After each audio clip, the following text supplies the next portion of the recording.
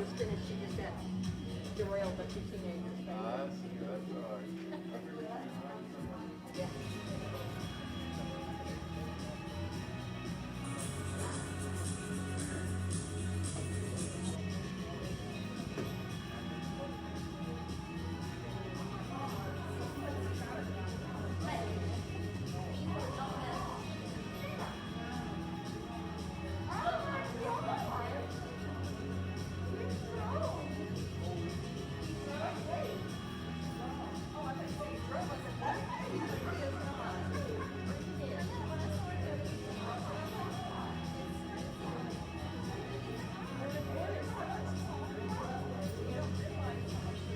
Good morning. Good morning.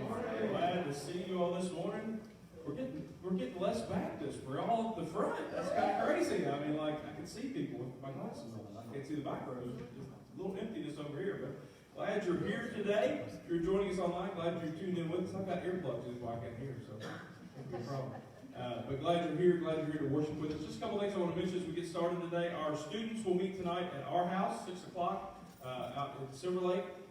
6 o'clock to about 7:30, or 6 to 7, we'll hang out there at our house. Come join us for that. We'll have Bible study and some food and some fun there tonight. Our next Saturday, if you are not, or if you are available, not if you're not available, if you are available, we're going to be doing trash pickup. We've done that several times with several different groups here at the church. This time we're doing it for our missions teams, so groups that are going off to Harlan County this summer. Most of it's going to go towards that, so we'd love to have you come out and pick up trash. We're picking up out in the Schweitzer area as our road, so we'll get some emails out this week. You can respond to those, let us know if you're available and would like to come. If we have a bunch of people, it takes very little time. We can do it as quick as an hour or two, depending on how many people. Less people, 3 to 4 hours, but hopefully we'll have quite a few. We can spread out on the different roads we've got. Some are small roads, some are long roads. Like we have all of Lucas Lane, that's a little longer. Then we have Schoolhouse Road, which is like from here to the parking lot. And then they'll pay us for that effort, and that will go straight to our missions groups going out this summer, so our Harlan County shoes and things like that. So we'd love to have you be part. Here, let's worship together this morning. Good morning. Stand and join us as we celebrate our risen King.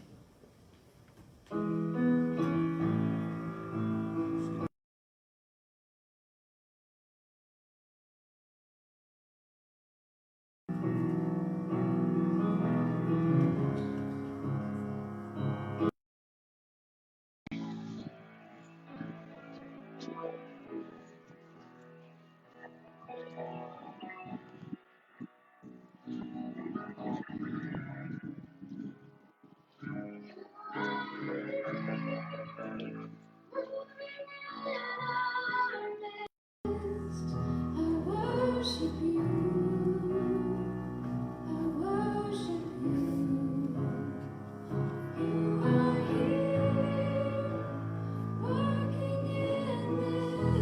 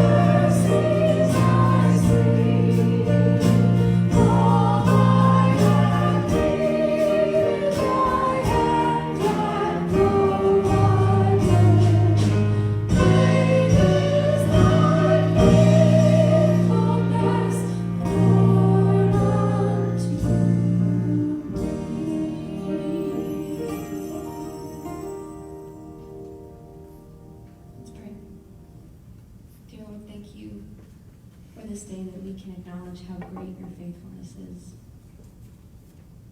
Lord, that no matter what we go through, no matter what we're thinking, we can always know with confidence that you are still faithful to us, that your love is still clinging on to us, wanting the best for us. Lord, I pray everything that we have today, we lay it at your feet. All the struggles and the temptations that we may face, that we give it to you. That we know that even though we may want to take control, that you are in control of all, Lord. It is still best to let you have full control over our lives.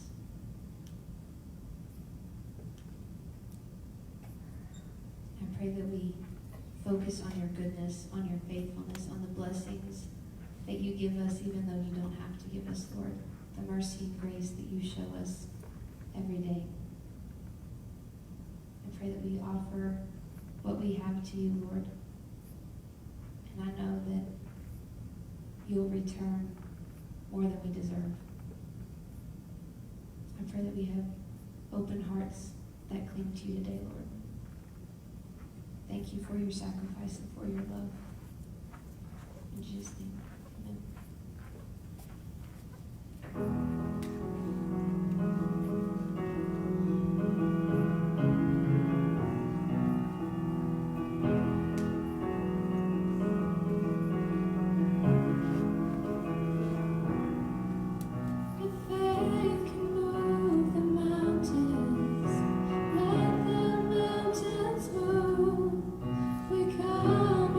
Expectation.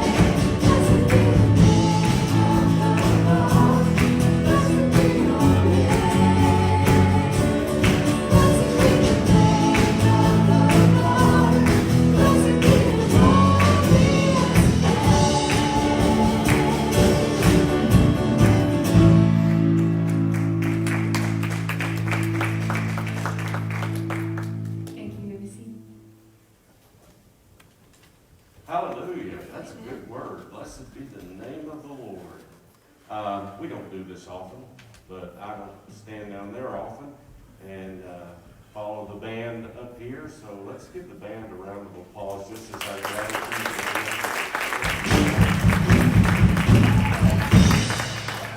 Always Johnny on the spot. No, Bonnie on the spot. That's it.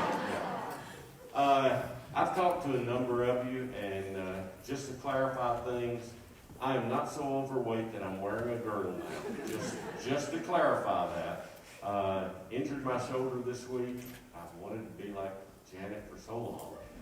So I've now got her muscle, but that's on the wrong arm, isn't it, Janet? Yeah. But I go to see a doctor tomorrow to probably schedule an MRI and see about doing surgery on an injury.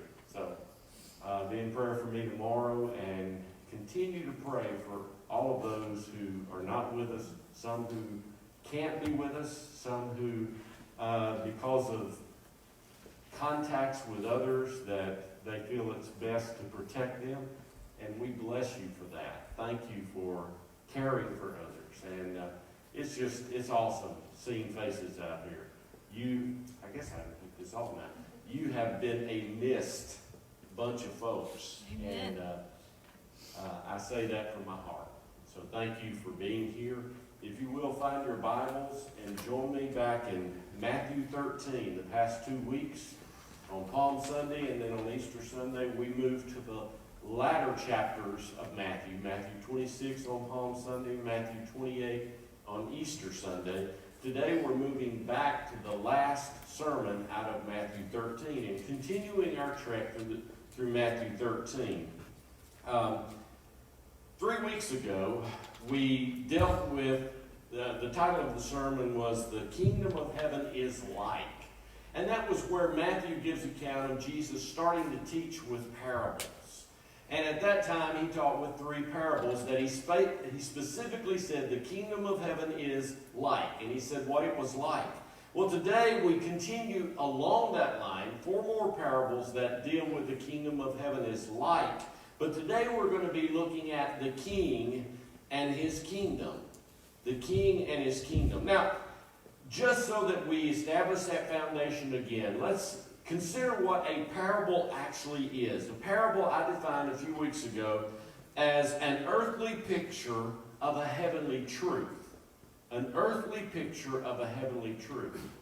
It was basically taking something that people are exposed to or understand in our world and laying it beside something in heaven that they don't understand. That's why the Greek definition of a parable, or the meaning of parable, it means to cast alongside.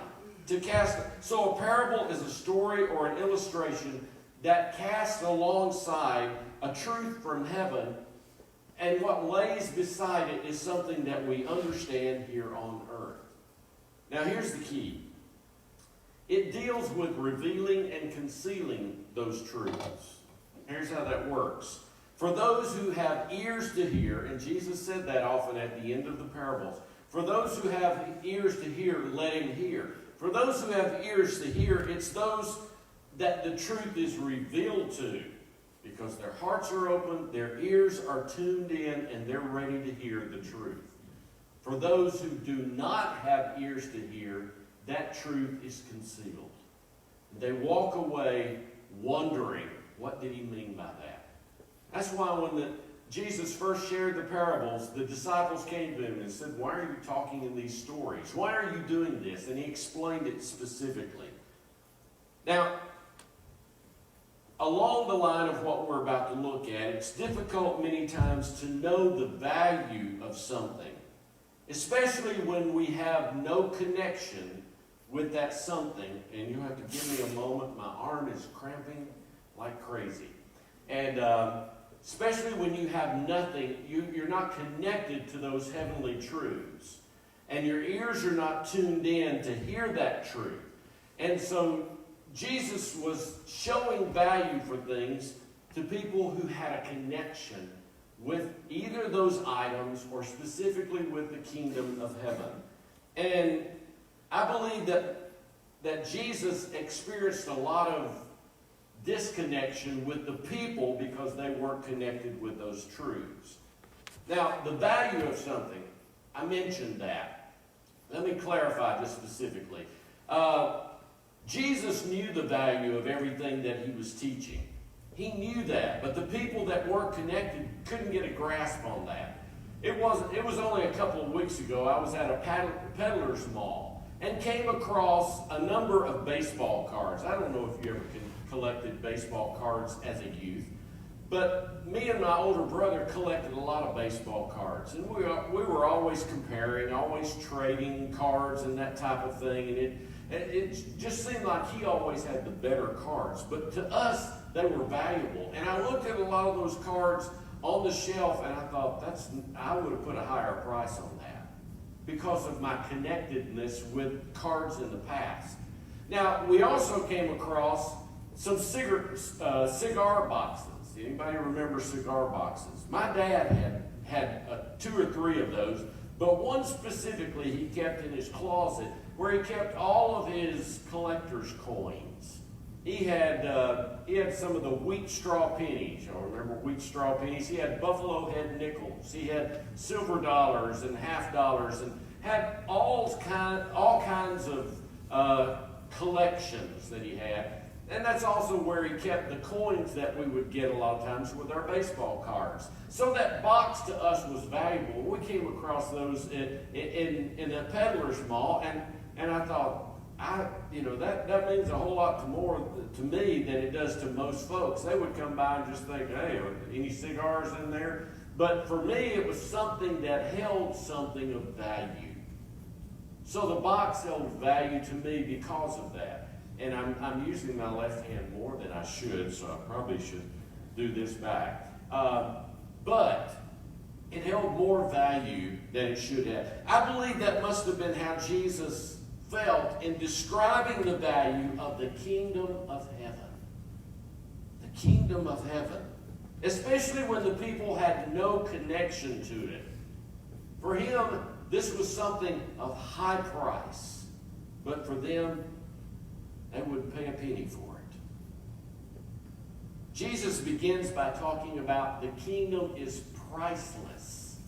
It's priceless. That's the value he shows on it. Look in verse 44, where he says again, the kingdom of heaven is like treasure hidden in a field, which a man found and hid, and for joy over it goes and sells all that he has and buys that field. Again, the kingdom of heaven is like a merchant seeking beautiful pearls, who, when he has found one pearl of great price, went and sold all that he had and bought it.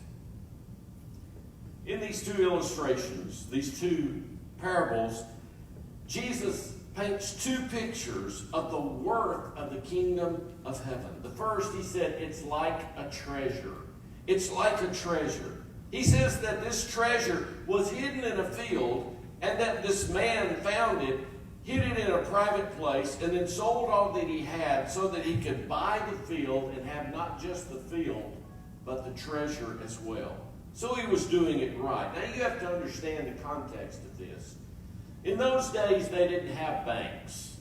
They didn't have any place. They didn't have safety deposit boxes. They didn't have any place private that they could hide their stuff. So where was the obvious place to hide things? On their property. So if they had something of high price, something of high value to them, they would put it in a chest or in a box, and they would find a place, maybe by a tree or by a stone somewhere. They would dig a hole and put it in there, knowing that it would always be there, and they were probably the only one who would know where that was. The problem is, many times those people wouldn't tell anybody else, and so they would pass, either unexpectedly or just not even consider it when they were dying. And so nobody would know where it was, and that treasure could stay there for what seemed like forever. And then somebody like this man would come and find that treasure, and because he was doing it right, he would sell everything he had, come and buy the land so that he could have the treasure. That's the context of this story. Now here's the key. Many people interpret the priceless things as representing Christ. And in so doing, they're saying, for salvation, we should unload everything. We should lay everything aside and say, I value Christ more than anything else. That's true. That's what happens in salvation, but put it back in context of this story. The man went and sold everything he had and came back and bought the field, bought the treasure, so to speak. And understand that we don't buy salvation. So in that context, Jesus is not the treasure. If he was, then the song from the 70s, there's a lady who's sure all that glitters is gold and she's buying her stairway to heaven would be true. But it's not. Grace is what salvation is all about. And we don't pay a price for salvation. Who paid the price for our salvation? Jesus. So to him, we are the treasure. We are that high-priced commodity that he gave everything for in dying in our place. There was a chorus back in the day that said, oh, how he loves you and me. Oh, how he loves you and me. He gave his life. What more could he give? Oh, how he loves you. Oh, how he loves me. Oh, how he loves you and me. That high price that he paid for our salvation. Now, most of the time, we would look at ourselves and we don't see treasure, do we? We stand and look in the mirror. Like when I put my girdle on this morning, I stood and looked in the mirror and I thought, that's ugly. You know what? We're like the world that looks at the kingdom of heaven and there's no connection there. So to them, there is no value. There is no worth in the things Jesus was talking about. But to him, we are a treasure that's worth the price that he paid. That's amazing. That's how he views us. As a treasure, a priceless treasure. The second picture Jesus paints of the kingdom of heaven, he said it's like a pearl. It's like a pearl. Jesus says that a merchant was seeking beautiful pearls. When he found a particular priceless pearl, sold all that he had and bought it. Again, like the treasure that Jesus described in the first parable, I believe this pearl of great price is also us. And like the first picture, you may be saying to yourself, I'm not priceless. I'm not a great treasure. I'm not a pearl of great price. But to him, you are. To him, you are. In 1997, Deb and I and our... Where'd you go? There you are. Deb and I and our three kids moved to Florence, Alabama. And at that time, we had a minivan that we could carry the kids anywhere in. You know, we had three kids, and I think it would seat 7, something like that. But we also had a 1983 Honda Civic 1300 FE hatchback. You can't fit 2 adults and 3 kids in that little car. But it was called FE because it was fuel efficient. It got 53 miles a gallon on the highway. Somebody say, wow. That was amazing to us. And we drove it back from Texas, and we lived in Sheffield for a while, moved to Arab, Alabama, then moved to Pell City, and then moved to Florence, Alabama. By the time we got there, it said, that's enough. And it died in our front yard.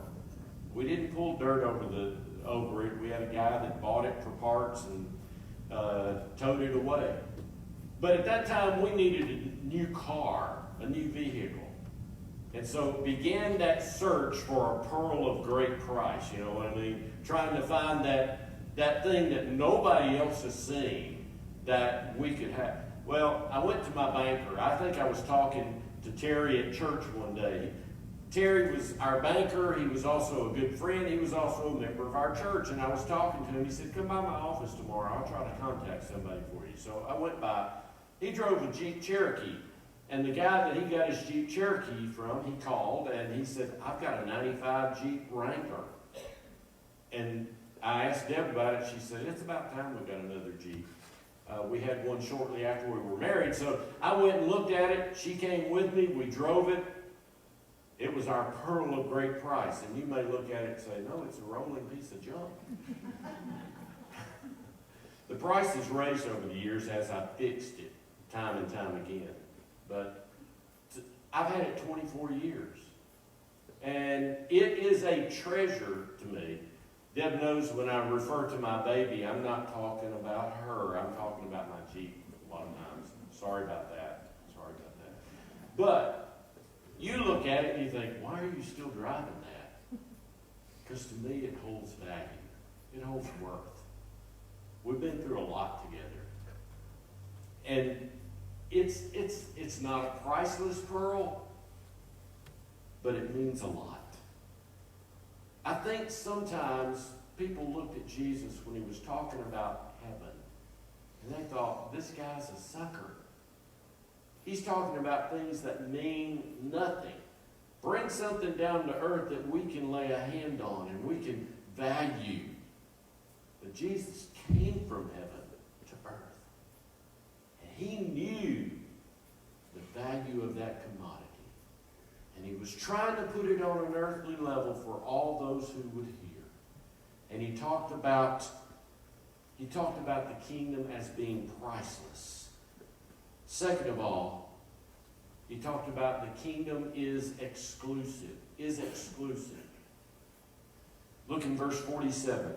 Jesus said, again, the kingdom of heaven is like a dragnet that was cast into the sea and gathered up some of every kind, which when it was full, they drew to the shore, and they sat down and gathered the good into vessels, but threw the bad away.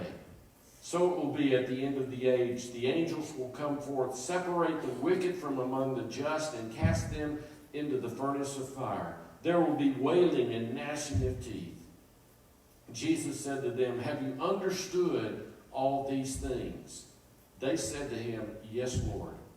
Then he said to them, therefore every scribe instructed concerning the kingdom of heaven is like a householder who brings out of his treasure things new and old. Now it came to pass when Jesus had finished these parables that he departed from there. Now, there are two parables. The first thing Jesus says about the kingdom of heaven here in this stretch of verses is that it's like a dragnet. It's like a dragnet. How many remember that 50s and 60s series? There was a little hiccup toward the end of the 50s before it went back into the series in the 60s. But how many remember that series entitled Dragnet? It was a great, I loved it. We would plan our dinner around it so we could sit and watch that kind of thing. And there were two primary characters in that. There was Sergeant Joe Friday, and then the second was an officer by the name of Gannon. Bill Gannon. He's the same guy that played Potter in MASH, if I'm not mistaken, Colonel Potter. But anyway, those two were the main characters, and their goal, the show took its name from the police term dragnet, meaning a system and a coordinated effort for discovering and capturing criminals and suspects. That was what the dragnet was.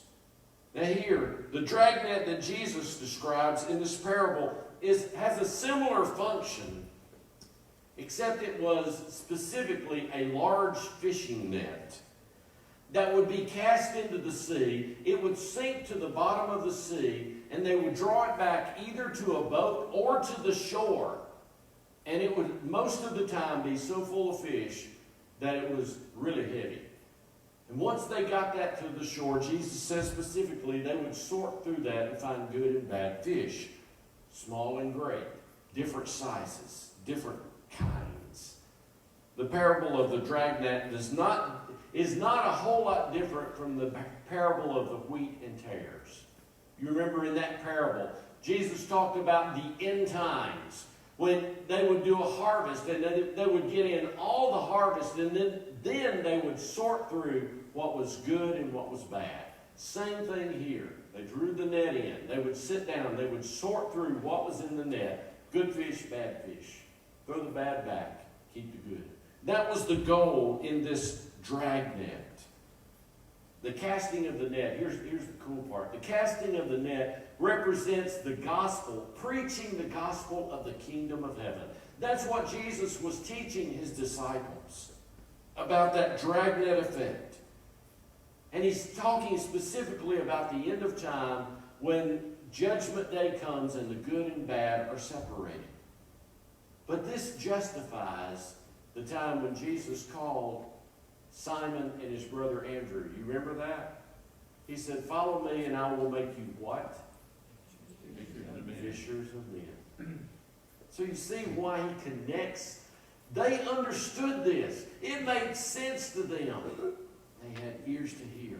They had something practical that they did every day of every week, most of their lives. They understood this. Jesus is teaching them, when I turn you loose to go and preach, you will preach the kingdom of heaven, the gospel of the kingdom, and it will be like drawing a net. You'll be fishers of men. The second thing Jesus says about the kingdom of heaven is that it's like a householder. It's like a householder. Now, Merriam-Webster defines a householder as one who owns or rents a house or the head of a household. It can be any number of those things. The person that Jesus said is like a householder, he actually said is every scribe instructed about the kingdom of heaven. Now, if you understand the context of scribes, you know that they did not receive these teachings. They didn't have ears to hear. I'll clarify that in just a moment. But the scribes in the Bible were a group of Jewish leaders who were clerks. Their function was to copy royal and sacred manuscripts. They also came to be known as one who was learned and trained in the law of Moses. That was crucial. They understood the law of Moses. So is Jesus talking about the scribes here? No. Because they didn't receive the teachings about the kingdom of heaven. They didn't understand those things. They were instructed, but they didn't understand them. Who did understand? You remember who Jesus turned to his disciples? He said, "Do you understand what I'm teaching you?" They said, "Yes, Lord." He was saying to them, "You are my scribes." It was a compliment to them because the scribes were highly valued in the Jewish community in that day because they had an understanding of the law of Moses that few others did. And what Jesus is saying to his scribes, this is who you are to the lost world. You understand the kingdom of heaven. You are my scribes. It was a compliment to his disciples. And he concludes teaching the parables by saying to the disciples who were educated enough in the kingdom of heaven that they would bring out both new and old things from this treasure. They're going to teach the people. They're going to expose the kingdom of heaven to these people, or expose the people to that, to those teachings. And then Matthew says that when Jesus had finished these parables, he departed from there. Now, understand, this is the end of Matthew 13. Next week, we'll start Matthew 14. We'll work through it, work through Matthew 15, 16, and 17. And it will be Matthew 18 before Jesus teaches the next parable. It's the parable of the lost sheep. And we'll get there in a few days. But you can see that he finished teaching the parables. And so Matthew says he departed from there. This is where things turn around. This is where the king is dishonored. The king is dishonored. Look in verse 54.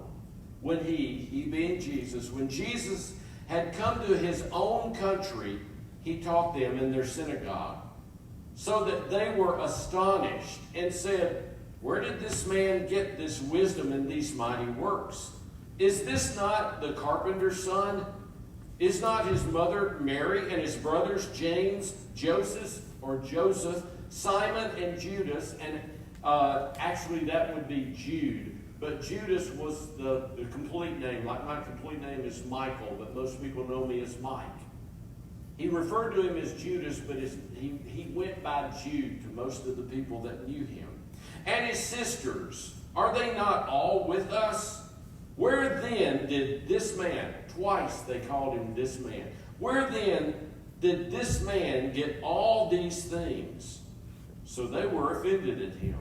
And Jesus said to them, a prophet is not without honor, except in his own country and in his own house. Now he did not do many mighty works there because of their unbelief. Now you would think that when Jesus came back to his own country, to his hometown, you would think that the stuff he'd been doing everywhere else, he was longing to do here. But the first thing he did was he went into their synagogue and taught. And obviously, they didn't receive the teaching. Why? Matthew says they were offended. They were offended. So why were they offended? The first thing Matthew says is that they were astonished. They first were astonished. Now, that's strange. But they were astonished at his wisdom and his mighty works. And here's why they were astonished.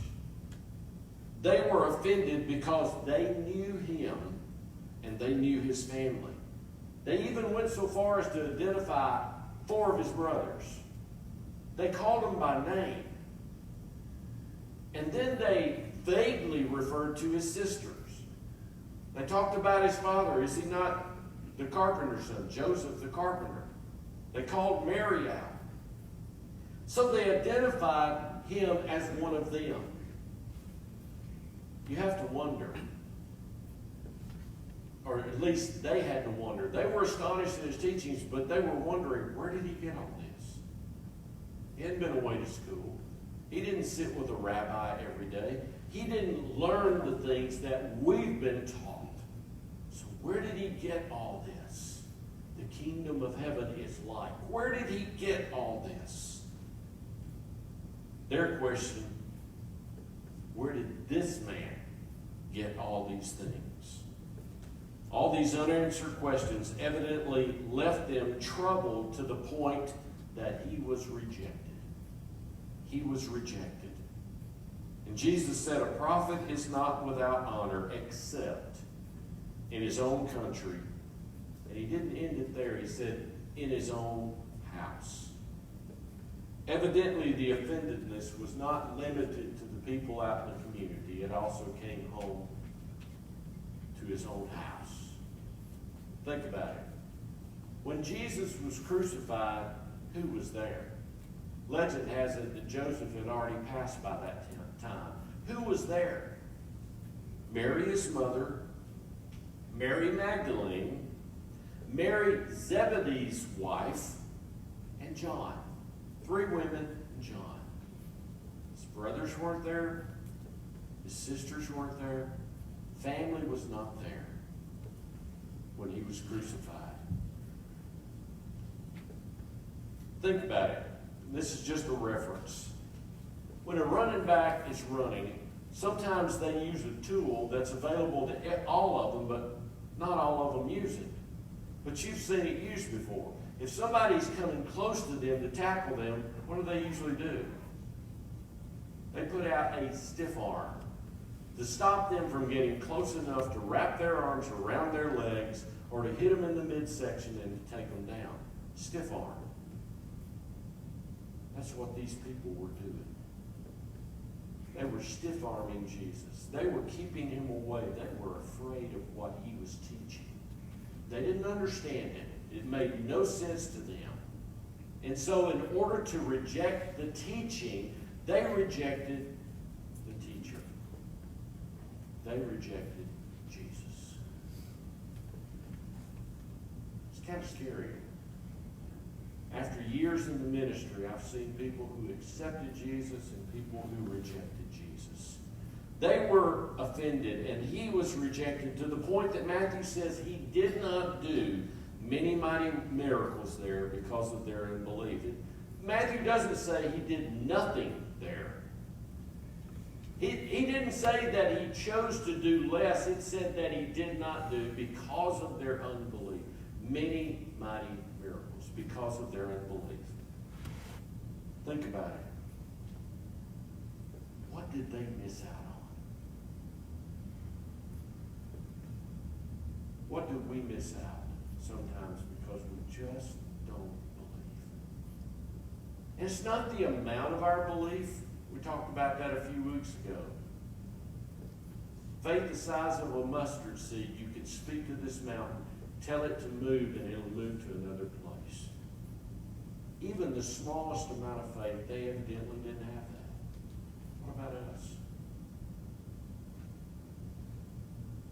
Are we willing to believe enough to follow Jesus anywhere that he's needed? That's a challenge. It's a scary challenge because most of the time I don't see what's coming tomorrow. But I know the one who knows what's coming tomorrow. You know it too, don't you? It's time to step up to the plate and say, Jesus, I'm with you. But I ask you to be with me wherever you lead me. Never leave me or forsake me. That's what he said he'll do.